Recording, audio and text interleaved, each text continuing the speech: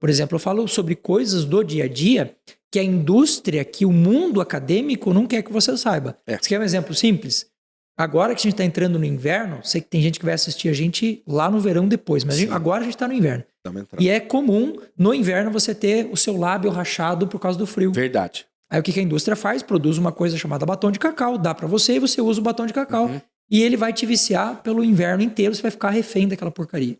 Caramba. Se você pegar a casca da banana, sabe aquela parte branca da casca? Sim. Você raspar a casca da banana, E fazer passar. uma massinha e passar, ela tem ali uma substância chamada leucocianidina, que recruta células do sistema imune para aquela região e vai fazer com que você tenha uma pele resistente ao frio. Desenvolva. Cara, minha avó já usava isso, velho. Cacetada, mano. E nós estamos lá comprando mais um produto no mercado. Que é o que o mercado quer. O mercado Eu quer não acredito. você é um paciente eterno, o mercado quer você um comprador eterno, o mercado quer você um consumidor eterno. Um seguidor de ordens, né? Que você obedeça às ordens. Mas como que a tua cabeça não explode? Porque num determinado momento você descobre tudo isso. Descobre que a sociedade é manipulada, que nós somos aí fantoches. Como que você encontra um equilíbrio, encontra graça ainda para trazer isso aí, né, para as pessoas? Newton, o matemático, ele tem uma teoria que eu acho muito interessante. Num dos escritos dele, ele diz o seguinte: a opção por uma vida de estudos é também uma opção pela solidão. Por que ele diz isso? Ele usa uma referência que eu acho muito interessante, que é a referência de uma pirâmide, né? Imagine que você tem uma pirâmide e nessa pirâmide estão as pessoas da sociedade.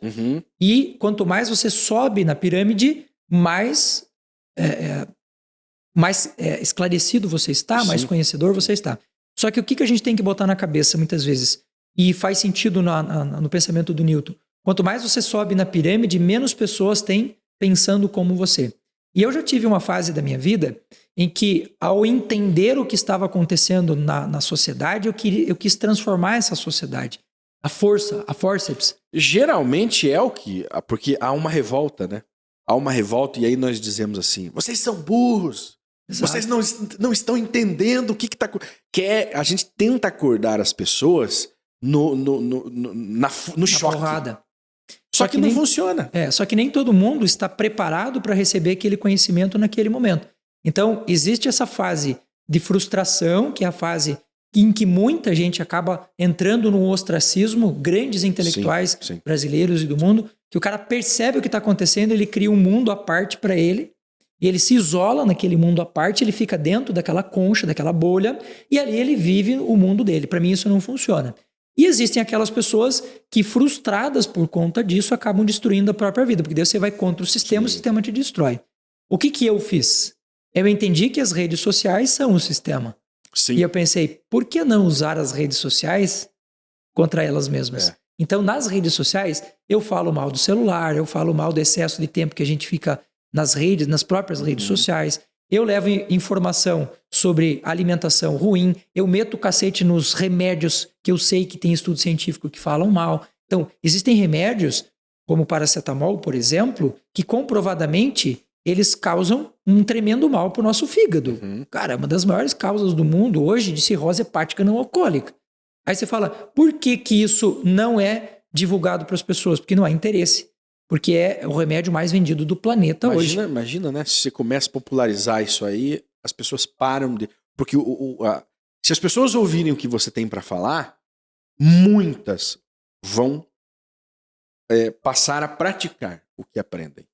Porque as pessoas estão esperando um arauto que traga uma mensagem para que elas sigam. As pessoas estão carentes disso, né?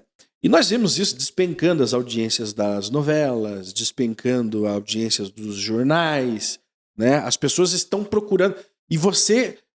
olha, eu não é porque você está aqui, mas você é a prova viva de que o contraditório funciona e de que as pessoas estão dispostas a ouvir.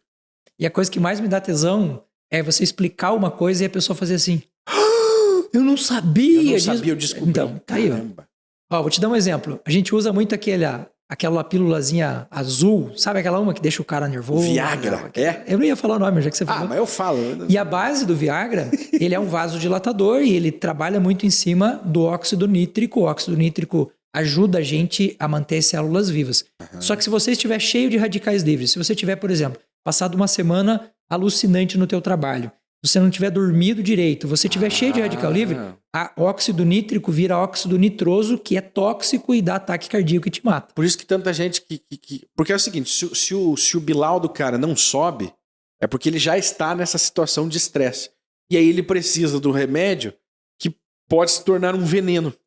Exatamente isso que acontece. Tem milhares, não é um caso, são milhares de mortes. Se pega a estatística de morte por problema cardíaco dentro de motéis, você vai ficar de cara com a quantidade de pessoas que morreram dentro do motel ali por ter tomado Viagra.